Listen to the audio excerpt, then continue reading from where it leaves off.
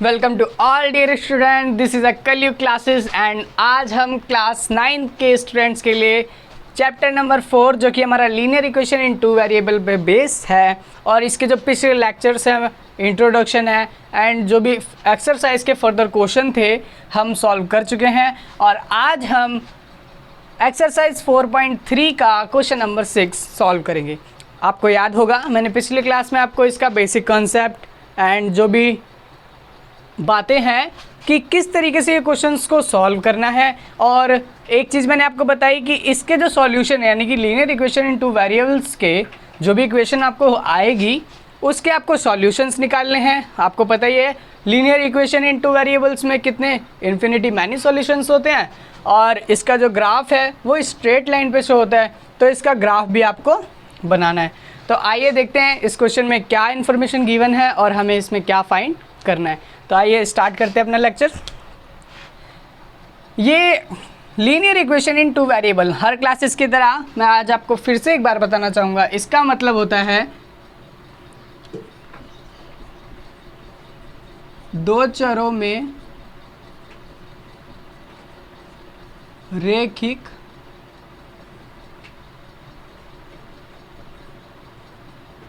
समीकरण। अच्छा, हम चर से क्या समझते हैं? मैंने आपको बताया चर हमारे यहाँ पर वेरिएबल्स हैं, जैसे कि मैंने आपको बताया था एक्स वाई एक्सेट्रा जो भी होते हैं, कांस्टेंट टर्म, ये सब हम अपने इंट्रोडक्शन में आराम से डिस्कस कर चुके हैं। तो आइए हम अब क्वेश्चन पे ध्यान देते हैं। क्वेश्चन क्या है इसको रीड करते हैं। इफ़ द वर्क डन से आप समझिए यहाँ पर वर्क डन क्या है, जो काम हो चुका है, कोई भी काम है वो हो चुका है। Work done by a body यानी कि एक शरीर यानी एक ऑब्जेक्ट, एक बॉडी के थ्रू एक काम किया गया। Application of the constant force directly proportional to the, directly proportional का मतलब क्या है, ये टर्म आपको समझना ज़रूरी है। डायरेक्टली प्रोपोर्शनल का मतलब क्या है, जो LHS साइड चीज़ रखी है, कुछ भी हो सकता है, वो वैल्यू हो सकती है, कोई चीज़ हो सकती है, कोई क्वांटिटी हो सकती है, और राइट हैंड साइड जो भी क्वांटिटी या वैल्यू है वो दोनों आपस में डायरेक्टली प्रोपोर्शनल है। अगर हमारे LHS की क्वांटिटी बढ़ती है तो हमारे RHS की क्वांटिटी भी बढ़ेगी। तो ये इसका कहने का मतलब है। आइए देखिए आगे। To the distance travel by a body यानी कि एक बॉडी है, डिस्टेंस दूरी को ट्रैवल करती है और जो है वो डायरेक्टली प्रोपोर्शनल है किसके, फोर्स के और डिस्टेंस के। यानी कि एक वर्क डन है, जैसे साइंस की थोड़ा यहाँ पर इक्वेशन आएगी, वर्क डन जो है वो बराबर है हमारा फोर्स इनटू किसके, फोर्स के तो है ही है, और is directly proportional to the distance by the, तो यहाँ पर आ जाएगा आपका डिस्टेंस, यानी फोर्स इनटू डिस्टेंस। अगर फोर्स लग रहा है और डिस्टेंस कवर हो रहा है तो वो आपका वर्क डन के बराबर आ जाएगा। तो यही बोला है, इसी चीज़ को आपको एक्सप्रेस करना है in this form of equation, ऐसी इक्वेशन में जो कि आपके दो वेरिएबल वाली हो, एंड ड्रॉ द ग्राफ। और आपको इसका क्या करना है, एक मस्ट है कि आपको इसका ग्राफ भी ड्रॉ करना पड़ेगा। यानी कि पहले उसका इक्वेशन बनाना है, देन उसका सॉल्यूशन, देन उसका ग्राफ ड्रॉ करना है। Of the same taken by this constant from as 5 unit. और जो फोर्स जो आपको कांस्टेंट फोर्स दिया ना, कांस्टेंट का मतलब एक जैसा जो रहे, समान रूप में रहे, तो जो कांस्टेंट फोर्स आपको कितना दिया हुआ है, गिवन है 5 units. Also read from the graph when the distance travel by the body is, यानी कि आपको ग्राफ को देख के एक बार और बताना है क्या जो भी ग्राफ पे इक्वेशन आएगी, जो भी लाइन आएगी जिससे सॉल्यूशन निकालेंगे, क्या इन यूनिट से वो लाइन सेटिस्फाई हो रही है या नहीं हो रही है। तो आइए हम अपना क्वेश्चन कंटिन्यू करते हैं और इसके सॉल्यूशंस को निकालते हैं।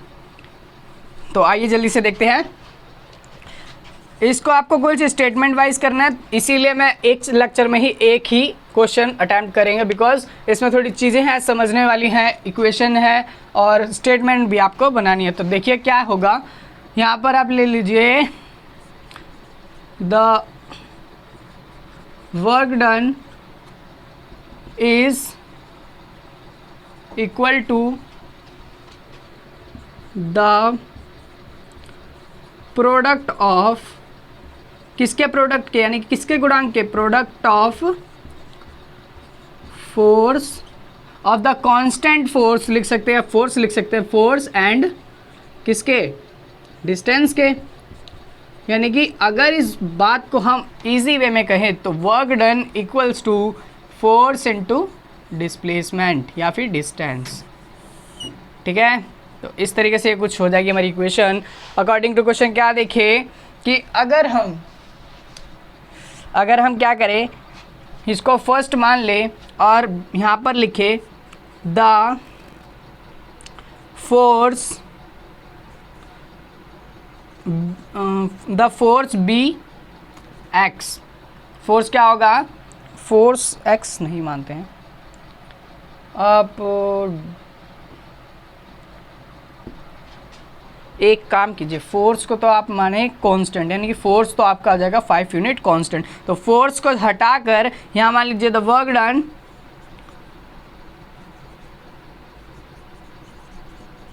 बी कितना हो जाएगा, वाई।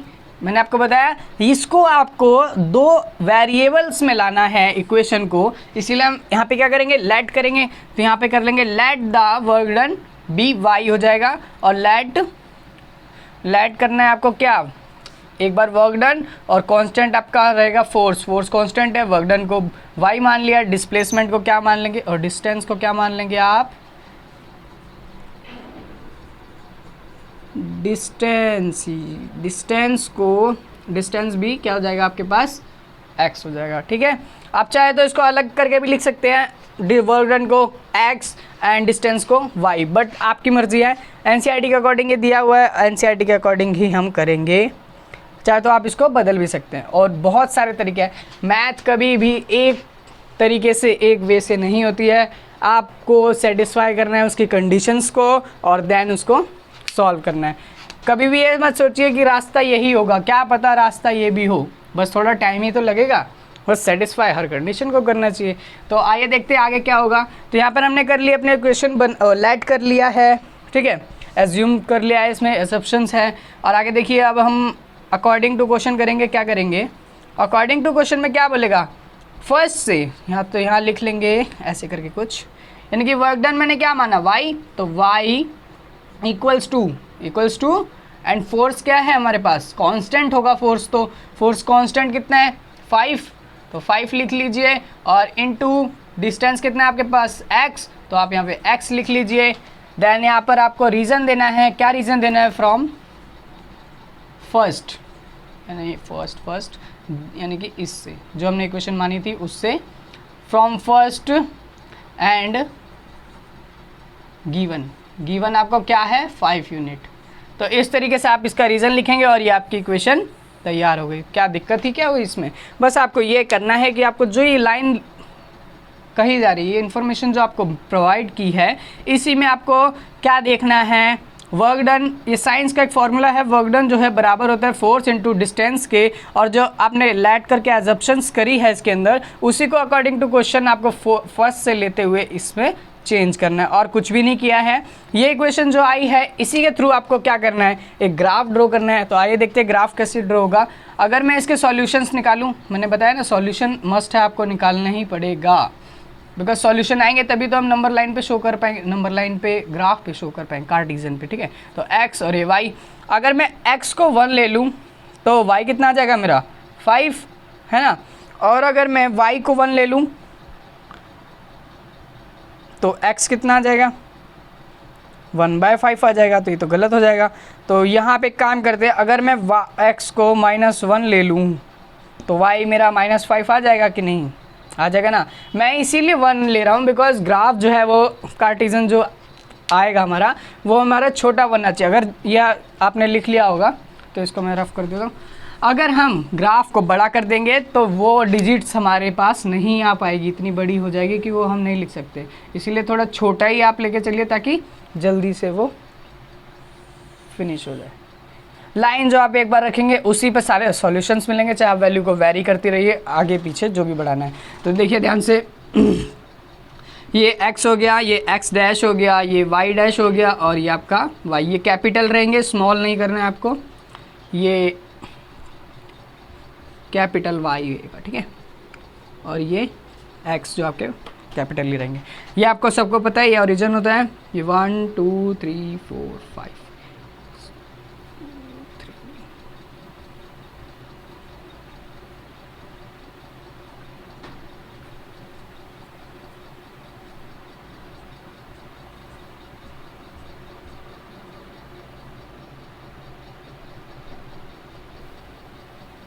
ठीक है, तो इस तरीके से करना है कुछ। अब ध्यान से देखिए, मैं नंबरिंग नहीं कर रहा हूँ, यहाँ पर डायरेक्ट सॉल्यूशन लिख दे रहा हूँ। कैसे? x अगर 1 है तो 5 होना चाहिए y, तो x देखेंगे, x कौन सा है? हॉरिजॉन्टल वाला, तो x पे 1 है तो ये पॉइंट होगा, और y वाला है जो y 5 है तो पॉजिटिव का होगा, तो पॉजिटिव ऊपर है 1 2 3 4 5, तो ये होगा। और ये वाला यहाँ से, यानी कि इस तरीके से कुछ स्ट्रेट लाइन में, तो यहाँ पर आ जाएगा। तो ये पॉइंट जो होगा आपका, ये कौन सा होगा? 1 और 5। 1 किसको इंडिकेट कर रहा है? x वाले को, और 5 किसको कर रहा है? y वाले को। तो ये एक पॉइंट हो गया आपका। नेक्स्ट देखिए कौन सा है? -1 और -5। तो -1 आपका x पे देखिए, -1 ये होगा, तो ये, और -5 कौन सा होगा? ये वाला। तो यहाँ पर आपको इस तरीके से कुछ ऐसे